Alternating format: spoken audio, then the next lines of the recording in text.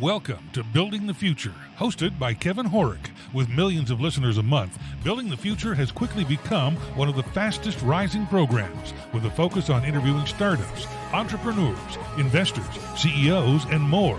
The radio and TV show airs in 15 markets across the globe, including Silicon Valley. For full showtimes, past episodes, or to sponsor the show, please visit buildingthefutureshow.com.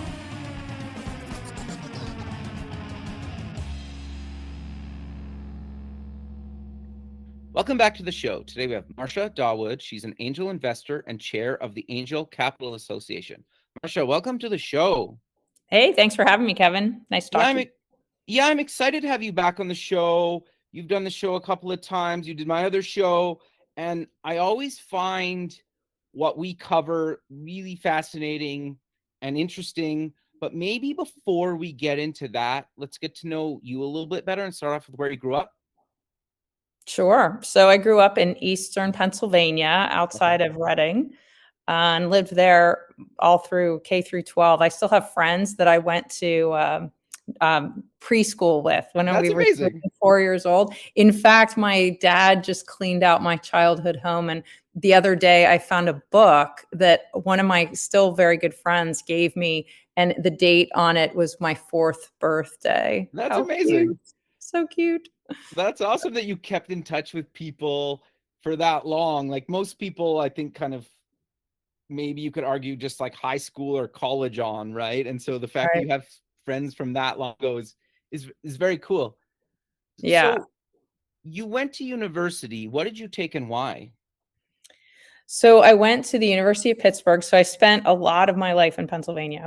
The first half of my life was in Eastern Pennsylvania. Then I went to live in Pittsburgh for a long time. Went to the University of Pittsburgh for undergrad. And basically I went to learn business. I had a double major, business and psychology. When you were in the business school there back in the day, you had to take a second major. But really I was there to get a business degree. Interesting. Was there a defining moment or things growing up that got you passionate about business? So I had wanted to be a retail buyer because a friend of our family had been a retail buyer at a small retailer in the Reading area. Cool. And back then there weren't like these big conglomerate, there wasn't just like Macy's, that's like pretty much the only place that you could go that for like, in any type of like a smaller town. But there were a lot of like smaller department stores and things like that. So I thought being a department store buyer would be really cool. And I actually did end up becoming a buyer for Kaufman's department store, which was owned by the May Company, which was then bought by Macy's. So that's how I, kind of made that, analogy there. But basically, it was interesting because I thought that, this is going to be really fun. It's almost like you can do all this, buying of these different things and be able to create your floor plans and stuff like that. And there was some of that, but when you get into these bigger corporate buying things, you kind of get told what to buy. You're just kind of moving the money around and all that kind of stuff. Interesting. Okay. So walk us through your career up until what you're doing today, maybe some highlights along the way, because you've done a ton of stuff, and then talk about why you actually went back and got your MBA and why you thought that was important. Yeah. So I was a retail buyer for about 5 years, and then I realized how much consolidation was happening, and I realized my job was going to be eliminated at least at some point. So I thought I got to get into a more stable industry. Sure. So I went and worked in the education industry for Kaplan Education. And I was with that company for a long time. I did everything from sales and marketing to operations, compliance. And from working at the same company for so long, I kind of got to the point where we'd be in meetings and I'd say to myself, aren't we talking about the same thing that we talked about like 6 months ago? And we thought that we'd make a difference then, and we're trying to think we're going to make a difference now, and it's not really happening. So now what do we do?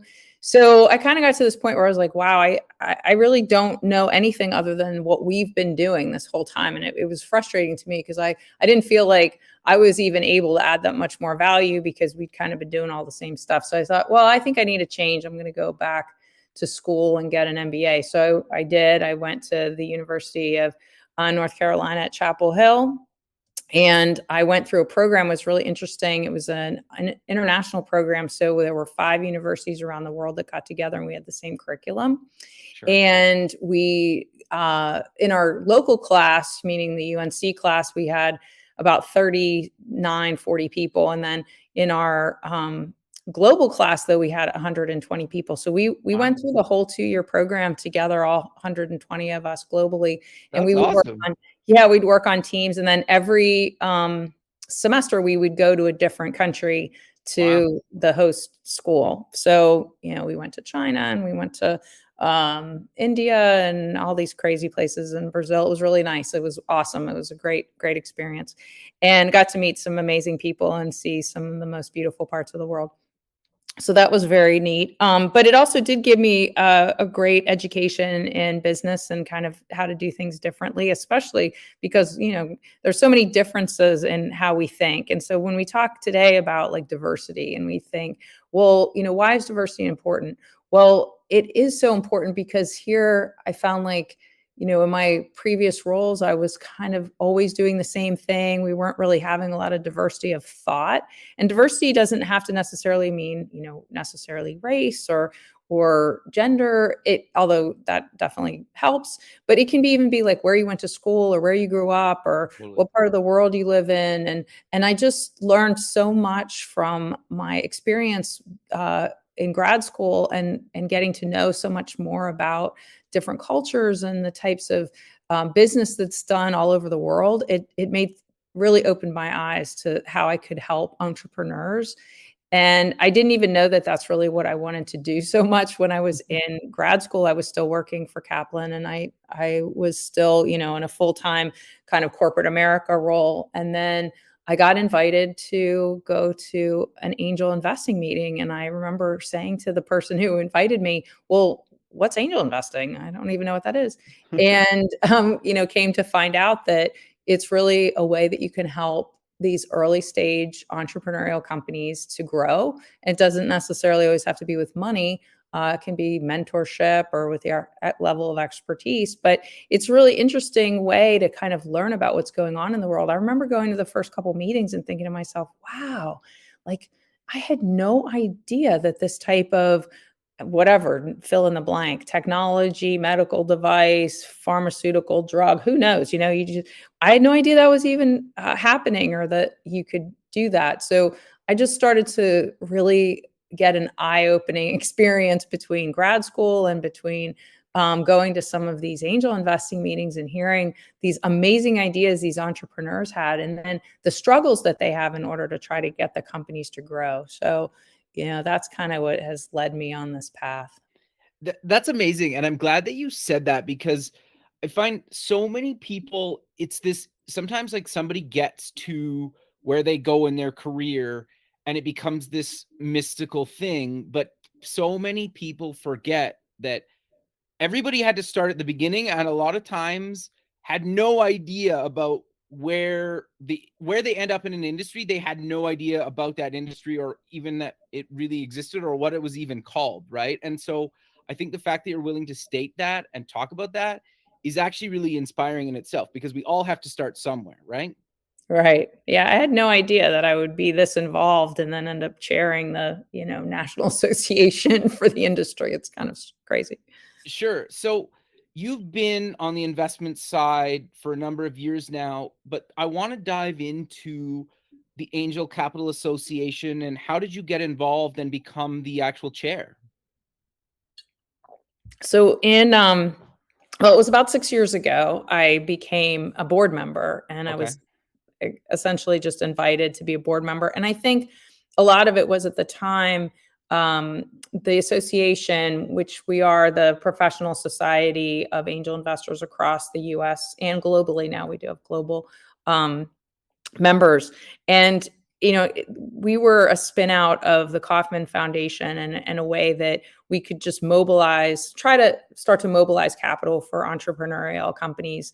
And over the years, we've grown and we've seen more and more angel groups form, which is always exciting. And then we've done things within the organization to help get more capital to diverse founders. And all of these things were kind of happening. And I was invited to be a board member. And then through that, I started to be the leader of our membership committee. I then merged my committee with our marketing committee, and we ended up with an M&M committee, we call it, and co-chaired that for a while. And then was the founder and still host of what I call the Growing Women's Capital Movement, which is a call that we have monthly in order to support groups that are looking to invest in female-led companies. And we showcase female entrepreneurs each month and help with syndicating the deals that are going on there. That's very cool. So before we dive maybe a little bit deeper into what exactly the Angel Capital Association can do for companies and entrepreneurs, I want to talk about how does somebody, or what does it mean to actually become an angel investor? Because you've brought this up before with me. It's a lot easier to actually become an angel investor than I think a lot of people even think about. So do you want to talk about what it really means to become an angel investor, or at least get people thinking like, yeah, maybe I could do that? Sure. So there's a couple of ways and things that you can do. I mean, being an angel is essentially saying that you're going to help entrepreneurial companies to grow. And that could be through investing, which is the main way that people think about it when they think about angels. But it also could be that you become a mentor, and now people who are either retired or they have some extra time on their hands and they want to do some type of a give back, they can do that by helping an entrepreneurial company, especially people who have a certain level of expertise. It could be in pretty much everybody has their own level of expertise in something. Totally. And, maybe off the bat, you might think of things like, being a lawyer or an accountant or something, but you can also think about it like maybe you happen to be very good at supply chain management or retail marketing. And those types of things are very needed in the entrepreneurial community as well. So that's one way. Entrepreneurs always need help with connections and networking. So that's another way.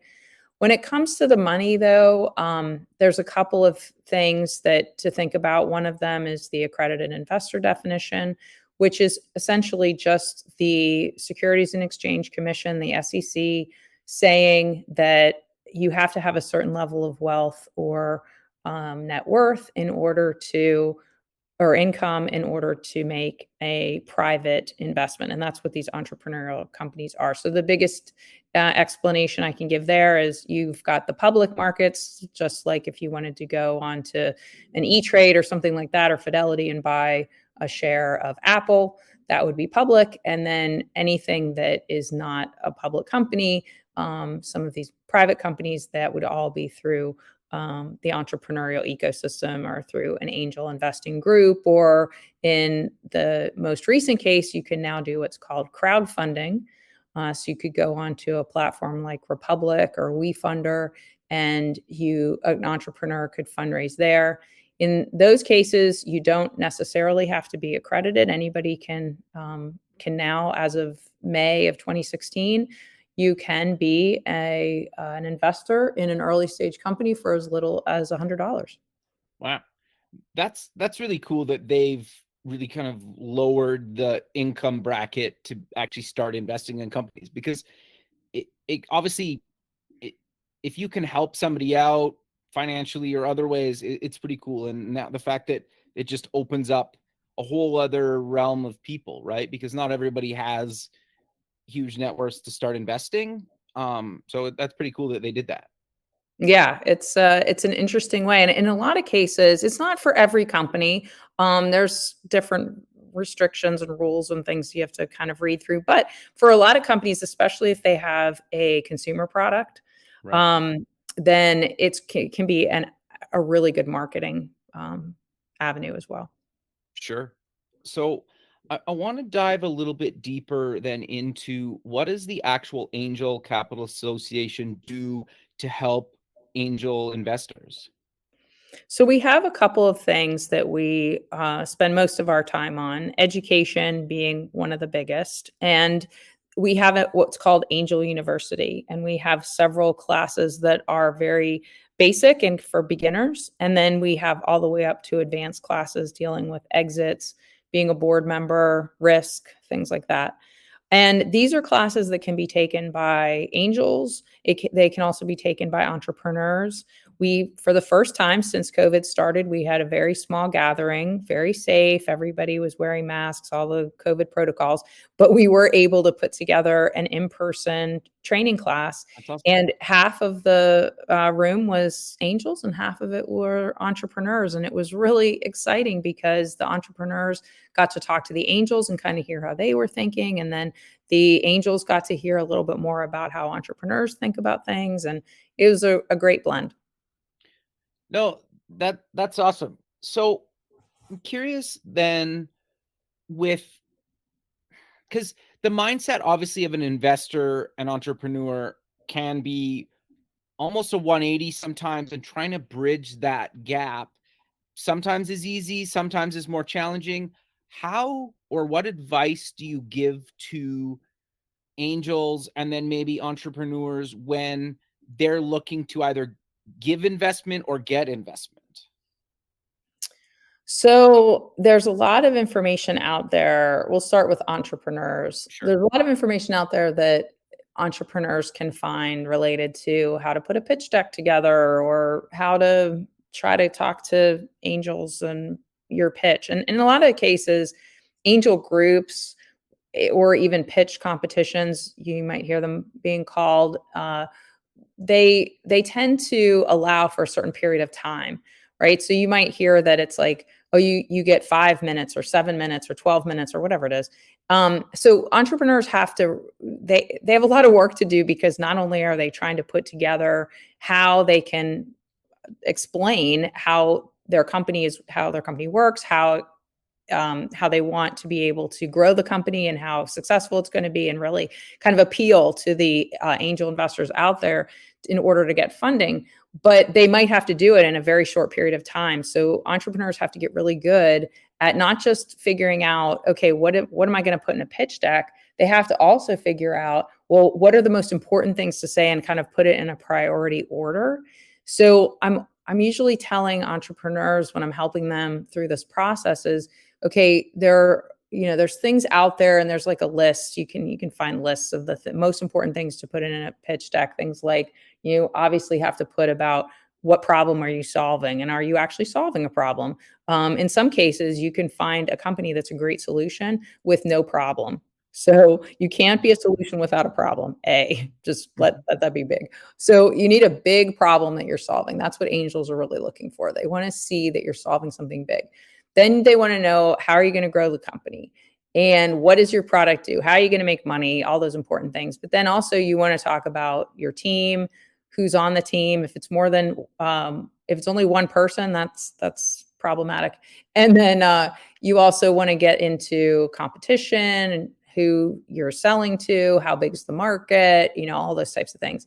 But even all of that, in my opinion, if I were an entrepreneur out there fundraising right now, and somebody said to me, hey, what is the one thing that you think is super important that an entrepreneur should do? I would say it is to make a video. And I've talked about this a lot.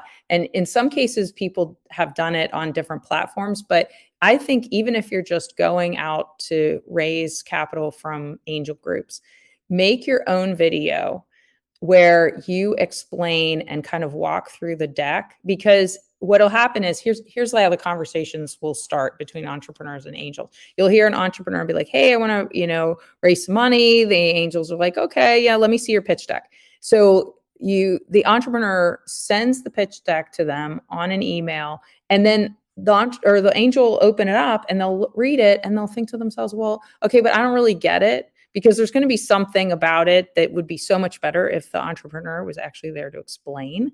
So I would say, hey, just make a video. It doesn't have to be, don't make it long, like no more than like 5 minutes or so. But Okay. like in 5 minutes, you could tell people quite a bit, enough to get you're not trying to tell them everything. You're only trying to get them interested enough to have a better conversation with you.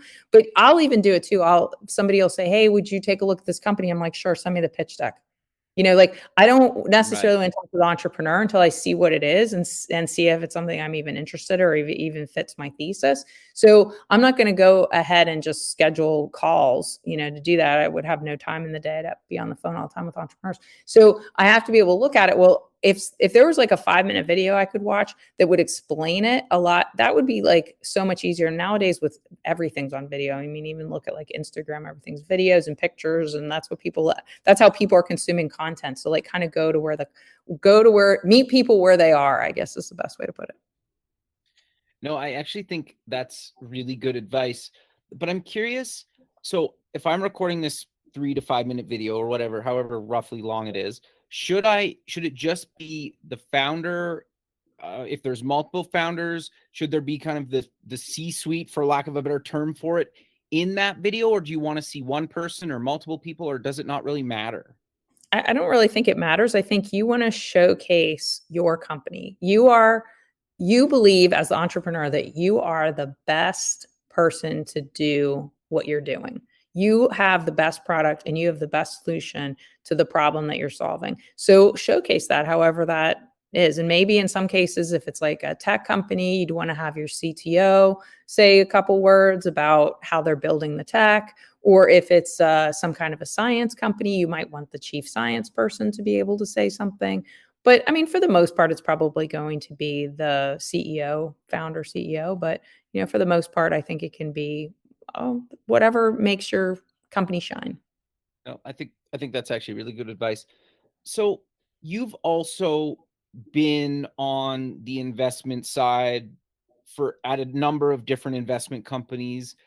I'm curious to get your thoughts on, maybe do you want to outline the type of investor that you should actually go to at the different stages?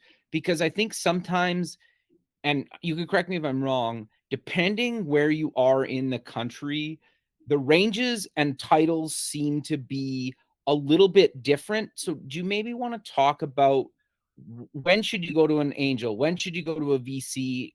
And any other types of investors that you recommend at different stages? Sure. So if you look across the country, it's very different.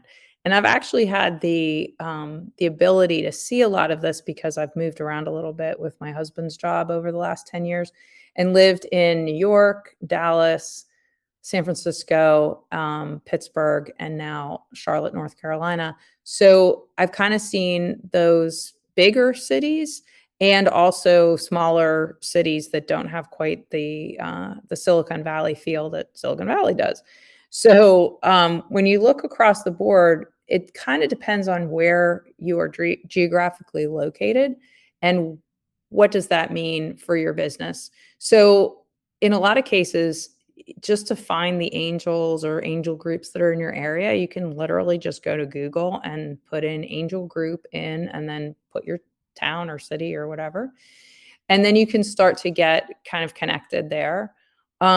So at the earliest stage, we call it the seed stage, like SEED. That is when you're getting kind of friends and family, or you're getting kind of early angels.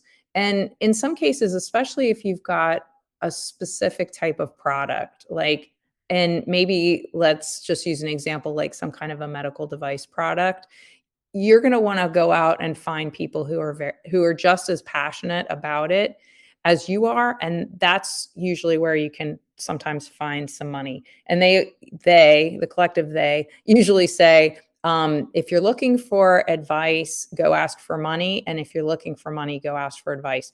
And so I usually tell really early entrepreneurs who are like, look, I don't have any way to raise money from friends and family. I don't know what to do.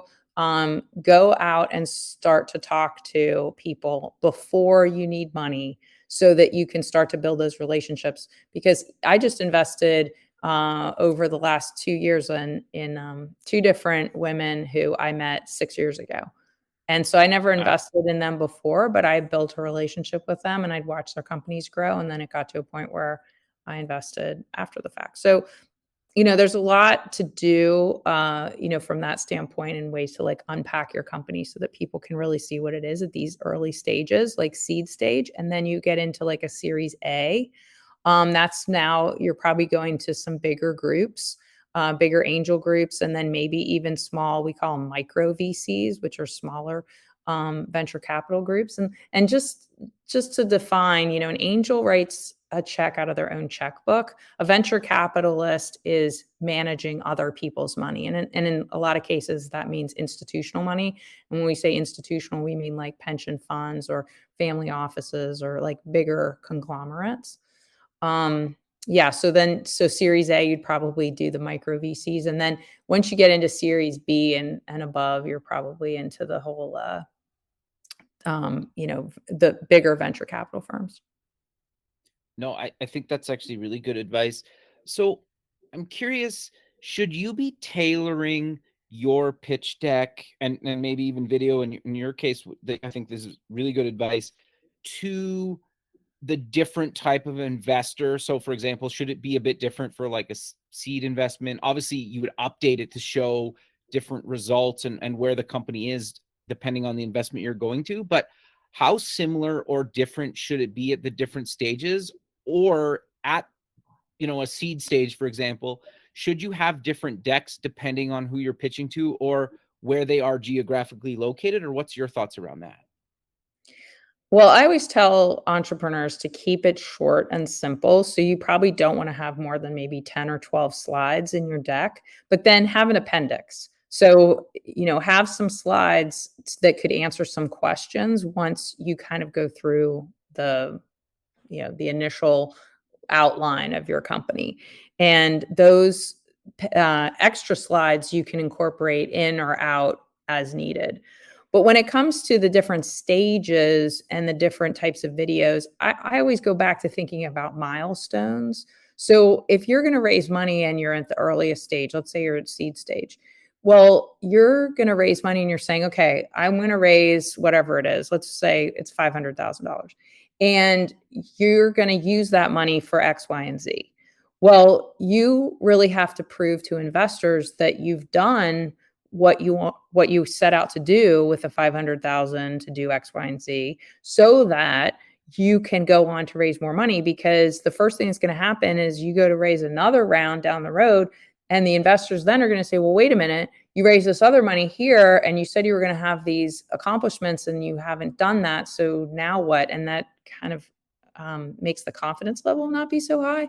So I would say to entrepreneurs, you just want to be really thoughtful and careful about how you're using the money. Like, okay, it doesn't mean because you just raise money, you get to go to a steak dinner or anything like that. You have to think about like, how are you going to use this money in order to hit the milestones that are going to show your company's growing so that then you can go for your next round. So I'm always telling entrepreneurs, think about have the end in mind, and the end being like your exit. So at the end of the day, you're going to sit there and you're going to think to yourself, okay, what do I want to build my company to, and who's going to buy it, or how am I going to get, this company sold? And then you go back and think, okay, well, what would I have to do that? Well, I'd have to have like X number in revenue. Well, how am I going to get that? Well, I'd have to do this. Then, and you kind of go all the way back to the beginning of how you get it started. And then that kind of helps you to lay out a roadmap. No, I think that's actually really good advice. I'm curious then to talk a little bit about how much equity should somebody, I get it's really can vary and it can be really challenging and it's kind of hard to give kind of broad advice for so many different industries, but you've done enough of this. Do you see like at the different stages, is there kind of a guideline of you should give up 10 to 20% or, you should end up by the time you potentially sell your company with X percent? Is there kind of guidelines or your thoughts around that? Or what is your thoughts on equity? Well, so this is very, very important. And in fact, I've seen entrepreneurs get themselves into a pickle with this, because what they'll do is they think, oh my gosh, I need some money. I've got to go out and get, to a certain point.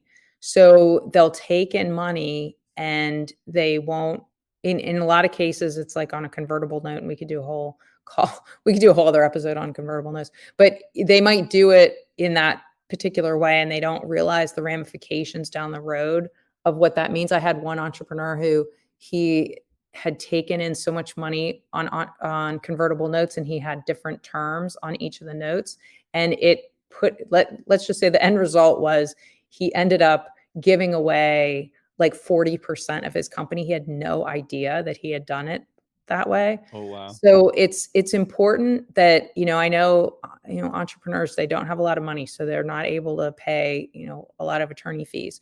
But attorneys can really be your friend. And there's a lot out there who specialize in helping entrepreneurial companies. Don't ever use like cousin Joe's sister's brother for your legal when they don't have any experience working with entrepreneurial companies. Super important. But, just getting a little bit of guidance. And there are some tools out there online that you can use that will help you, again, with the end in mind. You're like, hey, this is where I want to be, but I know I need to raise X amount of dollars. So let me parcel that out, and it'll let you kind of put into the formula, this is how much I'm going to raise at the seed stage. This is how much I'm going to raise at Series A. And then you can kind of play with it a little bit so that you can see that. I've seen entrepreneurs where they get to the point where they've built the company now, and they have really good company. But now guess what? The entrepreneur only owns like 15% of the company still, or 10%. And that's not enough. It's not enough to keep them motivated. And the investors aren't going to be very happy about that either, because they want the entrepreneur to be motivated and to keep going. So it's a balancing act. It's definitely an art and a science. You kind of have to look at all of it, but looking at the big picture is so, so important. And I know it's really hard as an entrepreneur, because you're just thinking, gosh, I just want to get my company off the ground. I just need some money, be able to do that. But super important to just be watchful of that. No, I think that's actually really good advice. And it's so easy to not think about the long game, right? It's so, okay, like, what am I doing this quarter is, I think, sometimes where people think about, they don't think about, well, what about in a year or 6 months or 3 years or 5 years, right? Because sometimes you're holding on to companies for sometimes maybe a decade before it gets acquired or can go IPO. Like, you might be actually holding on for that long. The other thing that I want your thoughts on then is, so I get this equity kind of sorted out. I'm trying to raise money. What's your thoughts on actually going all in, maybe doing something part-time, validating an idea? Like, because I find sometimes you get such mixed results. And what have you seen has worked really well? And it's probably, again, depending on the person and their situation. But do you believe that an entrepreneur should have to be all in, or should they start small, or a bit of both, or it really depends on what they're doing or trying to build? So I think it's important that an entrepreneur flushes out kind of their idea on their own before they start taking in funding. No investor is going to want to invest in a company that's kind of half there and half not. So I really think entrepreneurs need to be scrappy at the beginning and start to prove out their model. And then they can go to take on investors later. But the scrappier an entrepreneurial company can be at the beginning, and have people basically working for sweat equity as opposed to dollars, that will be able to prove out their model. And then they can go on to get investors. But I don't know of any investors who would want to invest in a company where the entrepreneur wasn't full-time. Got you. No, I think that's really good advice. And I think that makes a lot of sense, is if you're working kind of evenings and weekends on an idea to validate it with maybe a couple friends or co-founders.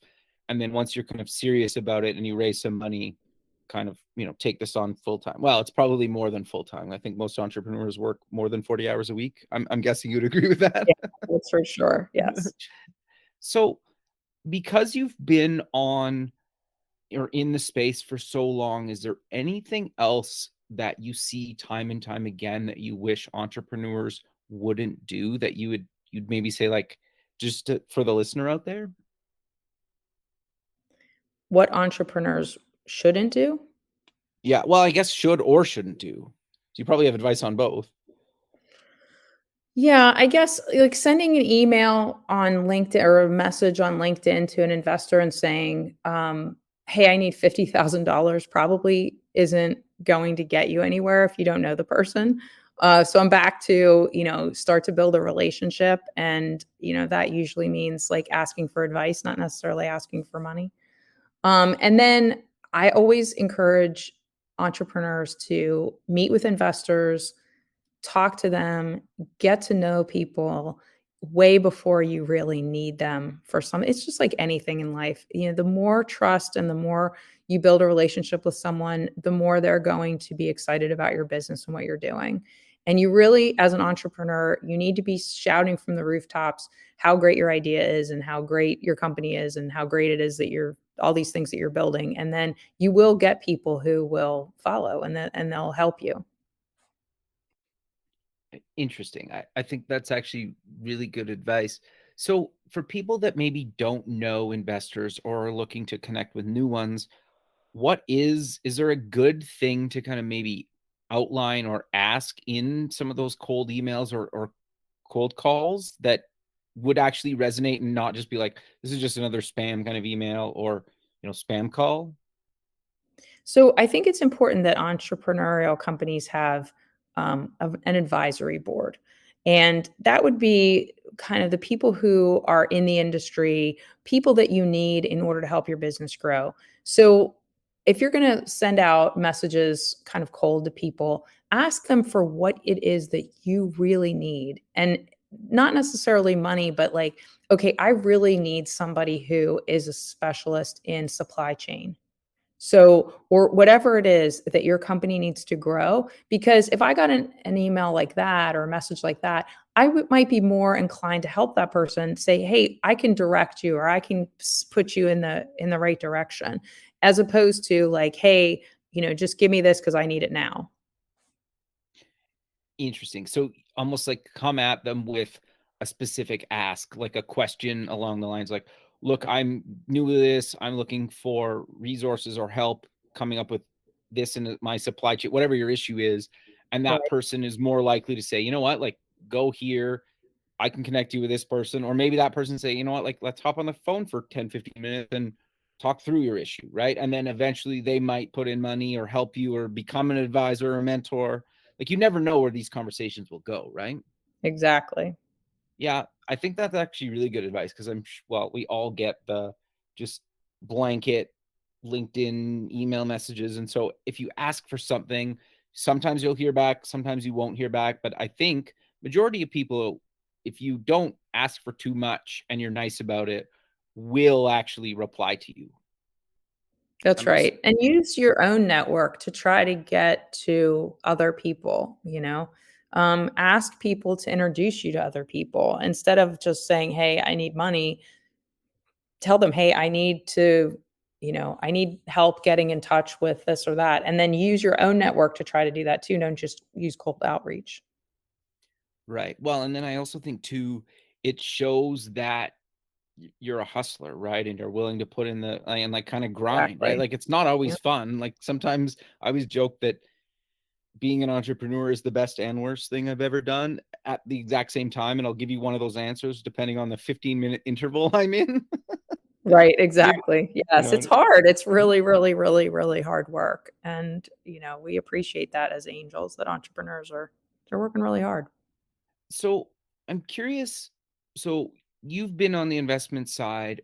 Roughly when is an investor hoping to potentially get their money back? Is it 3 years, 5 years? Are you always hoping to maybe IPO or sell? But what's the time range and what is an investor actually looking to get out of their investment usually? Well, just like the public markets, you cannot time this stuff.